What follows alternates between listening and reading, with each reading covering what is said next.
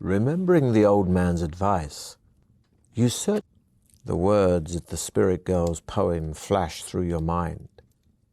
When corridor doth water meet, do not make a quick retreat. Of course.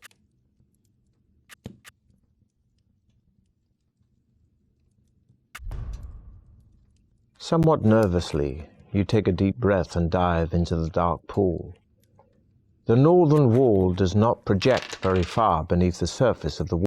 You are dismayed to find that all your remaining provisions are saturated and inedible. You carefully repack your remaining possessions and set off north again. A little way along on the left of the tunnel wall, you reach the entrance.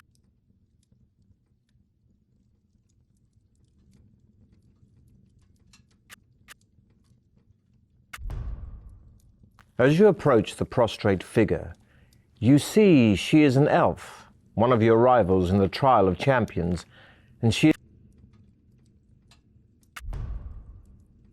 With one swipe of your trusty blade, you behead the boa constrictor.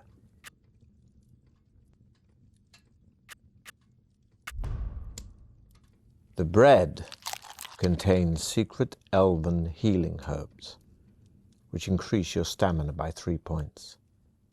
Feeling sad, yet strong. Walking along the tunnel, you notice an iron grill in the floor. Lying in a hole about a meter deep, you see a grappling iron and a leather. You reach down into the hole and suddenly your blood runs cold as you feel something warm and sticky wrapping itself around your arm. Having had the sense not to put your sword arm into the hole, the effects of the tentacled arm are not too serious, meaning you only lose 1 skill point. You reach back into the hole and pull out the grappling iron and the leather pouch. Inside the pouch, you find a tiny brass bell. You pack away your new possessions and continue north. A door comes into view in the left-hand wall of the tunnel. You listen carefully at it and hear nothing.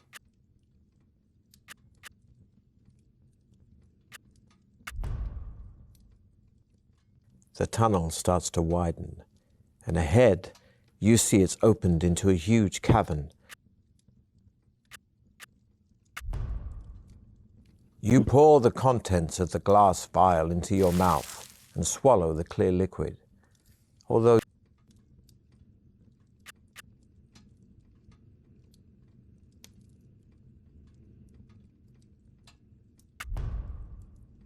after crossing the bridge, you run across the cavern floor.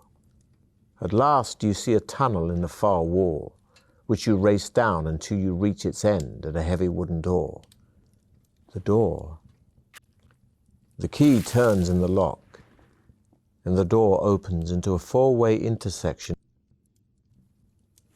The tunnel bends sharply to the right, and around the corner you see a little old man with a long...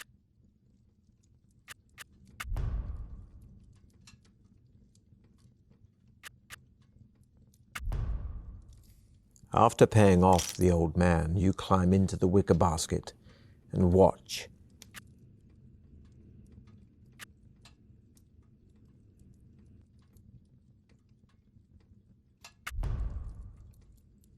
You gaze around Ivy's room, seeing a painting of another troll hanging on the wall. You ask her if he is any relation.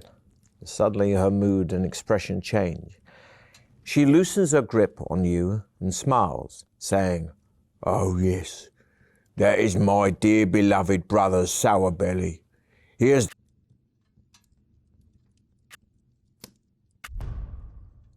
Smiling, you tell Ivy that you think she and Sourbelly look very alike. You search through the cupboards and boxes in Ivy's room, but you find nothing except an old bone. You find yourself standing at the end of a tunnel with a flight of stone steps leading downwards. From the floor below, you can hear the sound of... The tunnel veers sharply to the left and comes to an end at a high wall in which there is a door.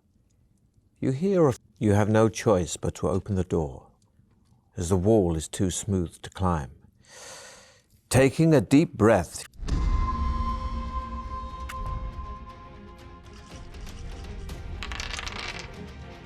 the giant creature whips its huge tail directly at you. You duck and roll quickly, slicing a chunk from it as it passes.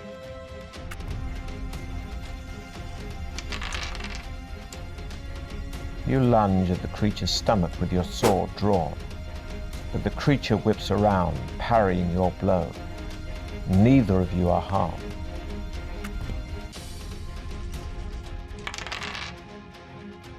You seize an opportunity to attack the creature's legs and manage to bury your sword deep into its thigh. You are exhausted and sit down for a rest on the tail of the dead beast. Looking down at your feet, you suddenly notice an iron ring poking up through the sand.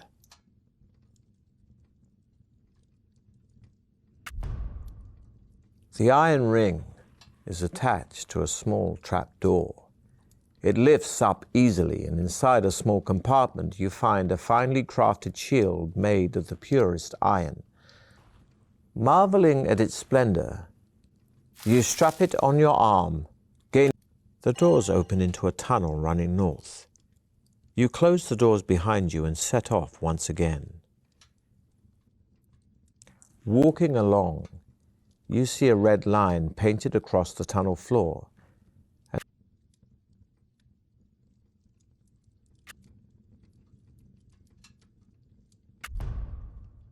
The tunnel leads into a marble-floored hall with pillars rising right up to the ceiling. As you cross the floor, your footsteps echo. The razor-sharp disc whistles past your head and bites deep into one of the pillars. Turning to face your would-be assassin, you prepare yourself as he advances, his long sword drawn.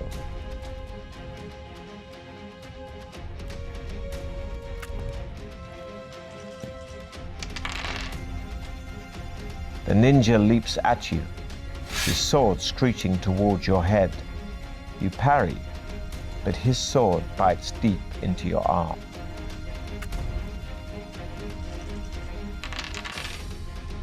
You find a used throwing disc and hurl it as the ninja unleashes another. He cackles with laughter as his thuds into your leg.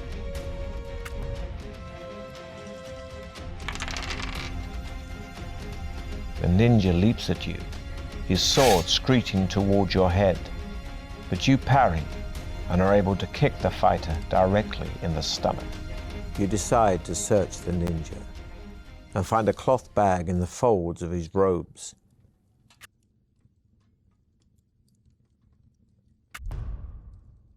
The ninja's rations are basic but welcome, increasing your stamina by 1 point. You empty the contents of the jar into your hand and apply them to your wounds. Their healing power. The only possible way out of the hall, as far as you can see, is by... As soon as you stand up, you are confronted by the most repulsive sight you have ever laid eyes on. There in front of you, wallowing in a...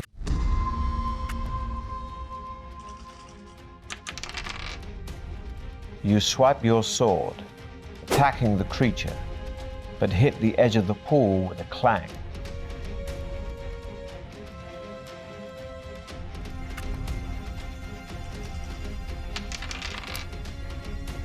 Breathing heavily during your fights, you begin to succumb to the toxic gas and fall, cracking your head on the floor.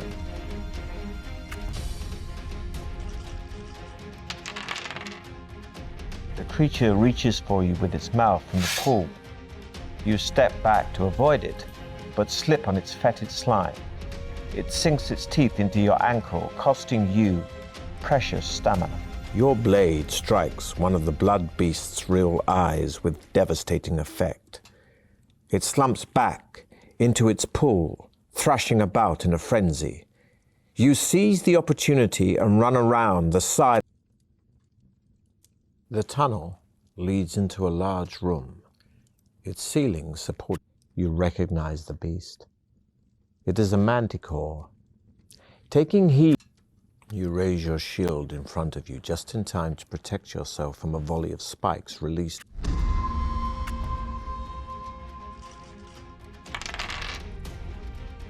The creature runs directly at you. You move too late, and the creature smashes you onto a wall, costing you valuable stamina.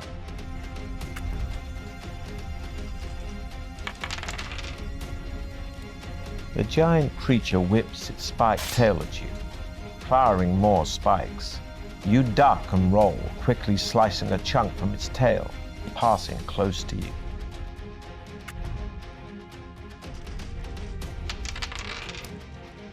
You seize an opportunity to attack the creature's back leg and manage to bury your sword deep into its thigh. As you are wiping the manticore's blood from your sword, you are surprised to see a small man jump out from behind one of the marble pillars.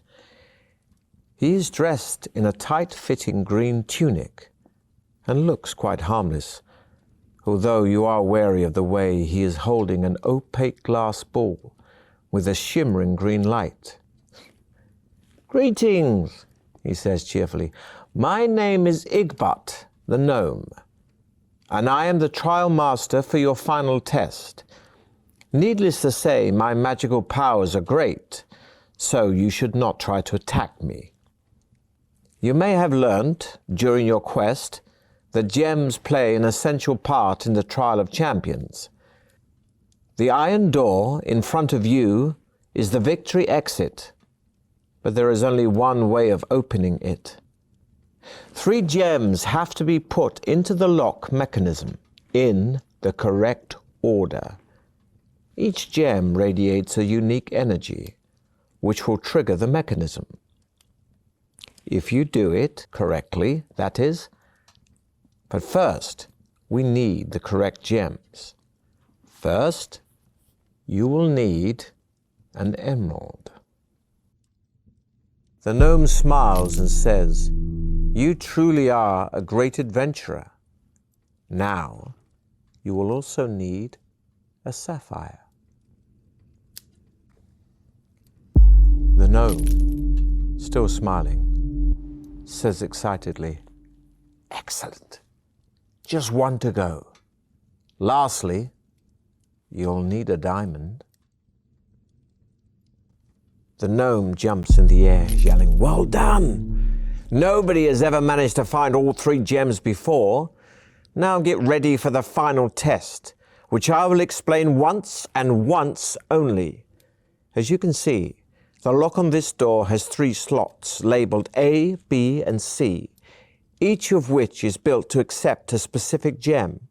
You have to put one of the 3 gems in each of the slots in the correct order. If you manage this at the first attempt, fine.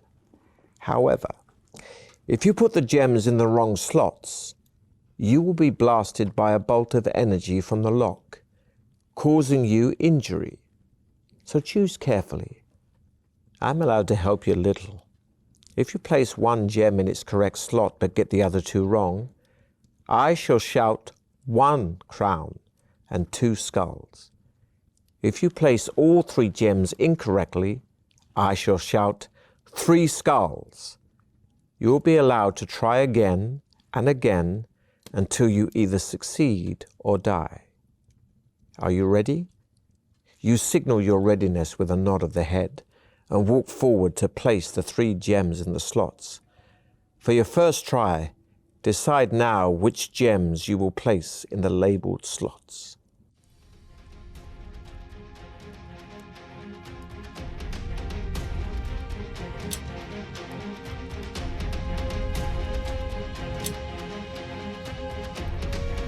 You just have time to hear the gnome say, 3 skulls, before a white bolt of energy shoots out from the lock into your chest, knocking you unconscious. It's 1 dice plus 1 for the damage. You come to and are told by the gnome to try again. You chose the wrong gems last time, so you won't try that combination again.